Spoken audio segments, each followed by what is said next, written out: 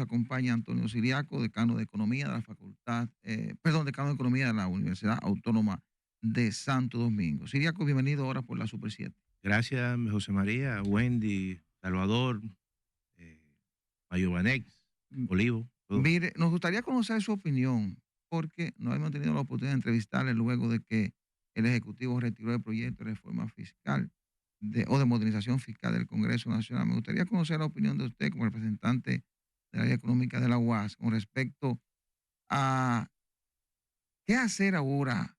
Si cree que existe la posibilidad de que si no este año, por lo menos el próximo año, el país se aboque a un proyecto mejor consensuado, un proyecto en el que quizá los sectores más de pocos no se sientan muy afectados, la clase media que incluso ya se preparaba para ir a las calles a protestar, bueno, que ya estaba haciendo los cacerolazos. Pero un proyecto de ley consensuado y que le pueda dar la fortaleza que busca el Estado para responder a las necesidades del país. ¿Crees que es posible este año, el próximo año? Y si no se hace, ¿cuáles serían las consecuencias para la República Dominicana? Mira, yo pienso que hay dos alternativas. La primera, evidentemente que el gobierno va a tratar de explorar cómo le va con respecto al tema de la racionalización del gasto público y con el tema del combate a la evasión. Esos son dos temas que en un primer momento el gobierno tendrá que asumir como una alternativa a la alternativa que se cayó, que es de una reforma fiscal, básicamente. Y en ese sentido yo creo que puede eh, tener algunos éxitos en el caso de si se profundiza el tema de la evasión. Mira, aquí hay 100.000 empresas y eso es conocido, eso es un dato público que todos los años declaran pérdidas.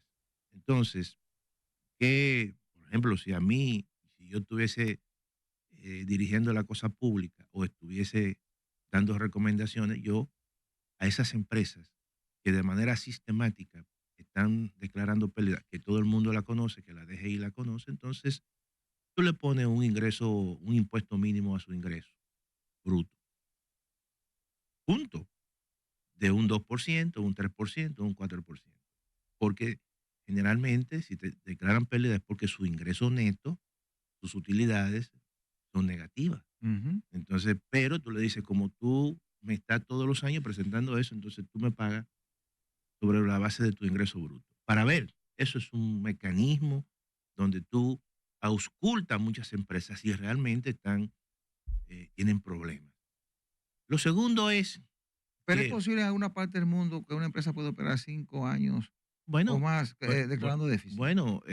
eso teóricamente uno dice que No no sería debería, razonable. no es razonable, pero como los presentan de manera sistemática, tú le pones entonces para ver su reacción, ¿verdad? En segundo lugar, también yo creo que hay que ser un tanto creativo. Eh, el, yo aplicaría y cobraría un impuesto a las importaciones, o a las importaciones que muchas veces se internalizan y que pagan ITEVI, yo se lo cobraría en aduana. Ujú. Y al cobrárselo en aduana, que una vez eso se hizo cuando se estaba aplicando la ley de proindustria, y los empresarios se quejaron diciendo que no era posible porque ellos todavía no habían vendido ese producto y le estaban cobrando un ITEVI por adelantado. Pero ante una situación que el ITEVI presenta niveles de evasión de un 43%, cuando tú internalizas el producto, es decir, tú traes tu producto de fuera, tú pagas tu arancel, luego tú lo sacas de aduanas y cuando tú vendes entonces te cobran ITEVI. Ese ITEVI yo al agente de retención o al importador yo se lo cobraría en aduana.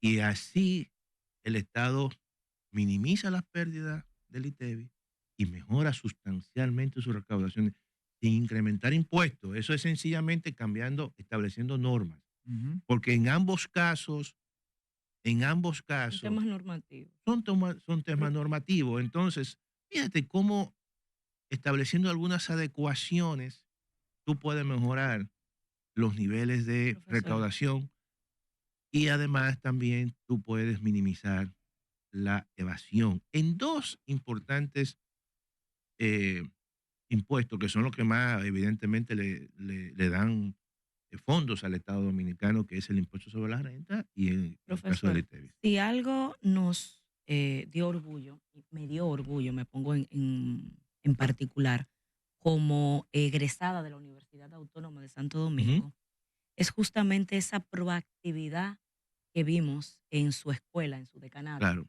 tratando de tener espacios claro, de reflexión y de discusión de este tema, claro, porque si algo parece estar claro, es que necesitamos una reforma. claro, La discusión es cuál. claro. ¿Le pareció a ustedes atinado la salida del gobierno simplemente de retirar e indicar el presidente, no tenemos otra reforma, esa era la reforma? ¿No era más adecuado justamente que ese espacio de discusión que ustedes estaban tratando de abrir fuera un espacio de discusión más general? Que el gobierno los llamara a los sectores, tanto en los sectores económicos como a las academias, vamos a discutir qué reforma queremos, porque la reforma es necesaria. Claro, claro. Yo creo que sí, yo creo que eh, fue una coyuntura donde, pienso yo, se diseñó una reforma fiscal de choque, tomando en consideración que esta eh, economía estaba en crisis. No es verdad, la economía no está en Lo crisis. que no queremos es que caiga en crisis. Claro, entonces Ujú. yo creo que en ese sentido, tomando en consideración eso, las reformas se debió discutir e incorporarle un sentido de gradualismo.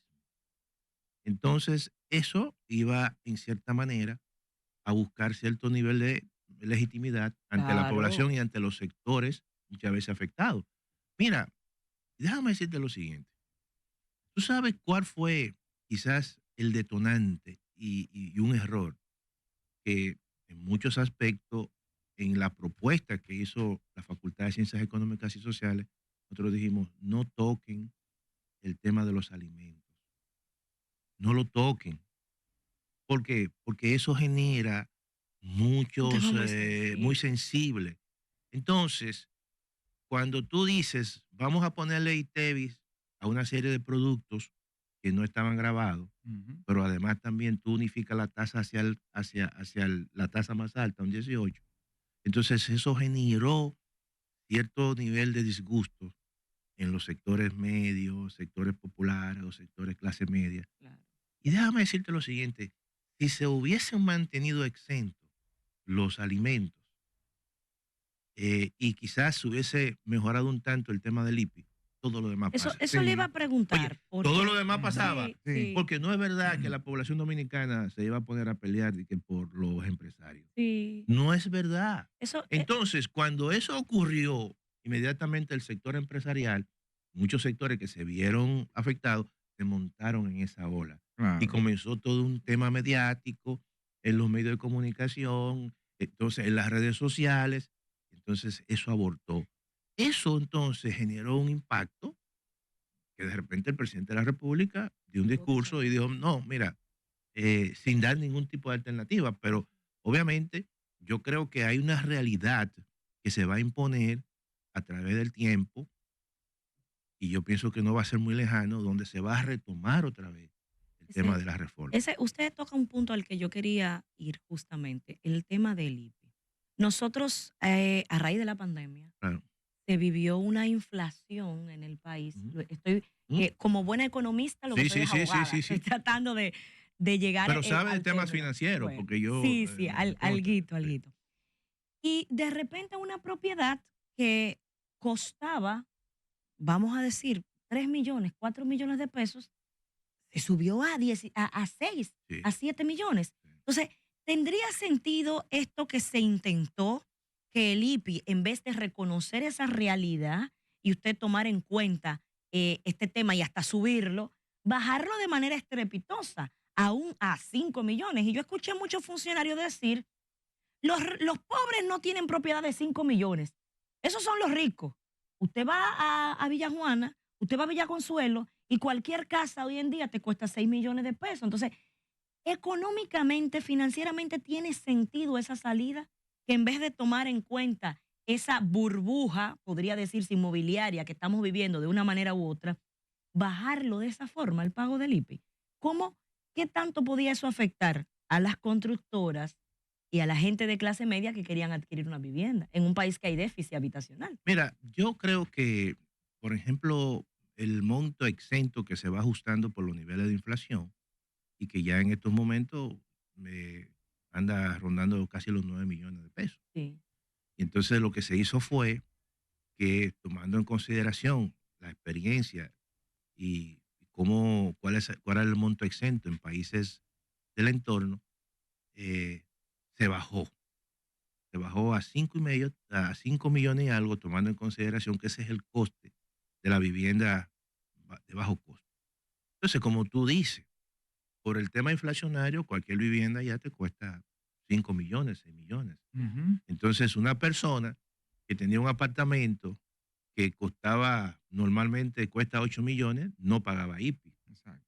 Y de repente esa persona que no pagaba IPI, cuando disminuye el monto exento, va a pagar por la diferencia, entonces ya estaría pagando como 30,000 pesos, porque era, oye bien, entonces el 1,5, la tasa más alta. Pero también hay un elemento que yo creo que no se tomó en consideración, que también ocurre y se presentó incluso en el proyecto, y es que esos mismos países que tienen ese monto exento, eh, que son básicamente más bajos que en la República Dominicana, pero tienen tres alternativas de tasa, que eso no se puso en el proyecto. Por ejemplo, tú podías dejar, está bien, vamos a bajar el monto exento, pero vamos a establecerle entonces que el impuesto va a ser en una escala de 3, tomando en consideración, ¿verdad? La gente, el tipo de vivienda. Y Punto, la 20 vi- punto 25, claro. punto 50 y Y 1% la, de la vivi- tasa más y alta. la vivienda nueva, Ujú. por ejemplo, porque si yo Claro, compré hace una propiedad hace 10 claro, años y no la estoy vendiendo, ahí es claro, que yo vivo, claro, no me representa ningún activo claro, real, claro. porque no la puedo salir a vender. Entonces, Entonces, por lo menos la nueva que sí se compró ento- a ese entonces valor. esos dos elementos yo creo que en cierta manera generaron mucho, mucho ruido en sectores de clase media. Miren, esto es una sociedad que generalmente ha habido un ensanchamiento de la clase media. Y cuando hay sectores ya de clase media que están consolidados, bueno, la gente se queja muchísimo. Por ejemplo, yo estaba la semana pasada, estuve en Chile, y en Chile es una sociedad también que ha habido un ensanchamiento importante de clase media y la gente se queja por cualquier cosa en términos impositivos. Por lo tanto, las reformas fiscales necesitan siempre de cierto nivel de legitimidad y de consenso para los fines de cuando nosotros vamos a hacer arreglos fiscales o tributarios. Entonces, en ese sentido, yo creo que es una experiencia que ha habido. Ahora, entiendo que el gobierno necesita recursos. Eso es una realidad. Aquí nosotros, el próximo año 2025, aquí, señores, se va a destinar el 3,7% al Ah, pago de los intereses de la deuda pública. Antonio. Y eso es, estamos hablando de más de casi 300,000 millones de pesos. Llegará un momento en que se va a pagar más en intereses de deuda pública que el 4% a la educación. Y Profesor, eso sí. le quita capacidad a los gobiernos para hacer políticas Ujú. públicas de inversión. Profesor, dos cosas. La clase empresarial tiene que ser consciente también. Claro, ¿no? Ellos fueron también los primeros que dijeron, bueno, el motor de la producción, que es cierto, pero hay aquí una clase empresarial que no quiere que le ponga la mano a exenciones de todo tipo, que no quiere que se la quiten, que ya acababa de nacer, el gobierno lo iba ayudando y Ya, ayudando, y ya. ya no necesitan ayuda, no necesitan incentivo, y no lo quieren entender. Además, otra cosa, profesor, usted está hablando del IPI, pero el impuesto a los ahorros también. Sí, ese fue un Yo voy a tema, ahorrar dinero para que me pongan impuestos en los ahorros, los chelitos que yo llevo al ese fue banco. un tema que también generó cierto detonante en el sentido de que se iba a modificar el artículo 306 del Código Tributario, donde básicamente te iban a enviar a cuentas del impuesto sobre la renta el, el pago de intereses por cualquier tipo de instrumento financiero que tú tuviese, que se pagaba y se paga un 10%. Básicamente los certificados del Banco Central que están grabados, pero ya, si se hubiese aplicado esa nueva ley, eso iba a tu cuenta del pago de impuestos sobre la renta y tú pagas un 27. De manera que va a haber un incremento Porque mire, de un No, 10 mire, Y, a un 27, un 17 Pro- y profesor, simple, fuga de capitales. hablamos de esos Fuga de impuestos, capitales. La gente simplemente iba a sacar su pero dinero. mire, los bancos tienen una política que usted con una cuenta de ahorro, si no tiene un mínimo, Sí, Debe. todos los días le van quitando sí, dinero. sí. Porque, Termina debiendo. porque el Todos ahorro los días le van quitando dinero. No, pero ven acá, pero yo Sí. tenía 1,000 pesos. No, pero ya usted no tiene. Usted le estamos quitando diario no es una tanto. cuenta de ahorro, es una cuenta de No, desahogo. pero ven acá. Se ha Y el convertido impuesto ahora. a la transferencia, que eso era transitorio, Claro, está ahí. claro, Como Y el el anticipo. anticipo, que era transitorio, eso está ahí. claro, claro. Antonio, Y estamos hablando los otros días con el amigo José María Sí, sí. de, de la aprobación de cielos abiertos y la, Sí, y sí, la sí, ¿cómo se la- llama? la- ¿Cómo se llama, José María? La categoría 1. La Categoría categoría uno. 1, sí, el Y acuerdo de vemos cielos que los abiertos. pasajeros, que es la materia prima, Sí. nunca tienen beneficio. Siempre impuesto, impuesto, impuesto, impuesto, y la línea aérea y cielos abiertos, y que eso que cómoda primera clase. Y siempre los pasajes con más impuestos y más impuestos. Y la materia prima, que son los viajeros, no tienen nada a favor. Mira, ese acuerdo de cielo abierto yo creo que es un acuerdo que va a impulsar Sí, a una reducción en el precio de los pasajes. eso es. Ahí hay un tema que yo creo que, porque todos sabemos aquí, por Pero es que el ejemplo, problema no son los pasajes, profesor, son las tasas aduaneras no, y no, los impuestos. no, Los pero aún pasajes. así, oye, aún así, tú vas, Aquí hay una línea que lo ha puesto Tú vas a $9, a $2, claro. y como quiera usted paga $400. sí, pero la diferencia es muy grande. Por ejemplo, para que tú veas cómo la distorsión que hay con respecto a eso. Yo no voy a mencionar el nombre de ninguna línea, pero hay una línea que yo pedí una cotización y me salía para el mismo lugar, me salía en 1,000 y algo de dólares, y en otra me salía en $3,000. Antonio, Pues que van Entonces, oye, ahí hay un tema que va más allá de los impuestos, un tema donde precisamente debe haber más competencia, y yo pienso que con este caso de esta apertura de cielos abiertos, hay muchas líneas que tienen que alinearse, tienen que converger, porque no concentran realmente todos los vuelos. Eso es un tema. La competencia La competencia provoca, provoca una disminución Ujú. Salvador. del Sí. valor de de Antonio, los pasajes. el gobierno pretende, con una reforma fiscal que todo el mundo ha convenido en que se necesita, Claro, claro. recaudar entre 120 y 200 millones de pesos, que es lo que... 120,000. 120 Sí, mil, sí. de 120,000 a 200,000 Mil, millones claro. de pesos, que es lo que se entiende y todo el mundo dice Claro. que en ese rango es que anda. Como tú bien señalas, introdujo una reforma fiscal en donde de manera desequilibrada 2 o 3 elementos le Lo quitaron llevaron, sí, sí, la fuerza. Eso de es. poder discutirlo, de poder someterlo a discusión. Claro. Ahora bien, tú como conocedor de todo esto, uno se dice, ¿cómo puede el gobierno, sin necesidad del IPI, sin necesidad de lo que tiene que ver con el ITEVIS, conseguir lo que está buscando, incluyendo en tu análisis lo que tiene que ver con la evasión fiscal? Mira, yo vuelvo y reitero.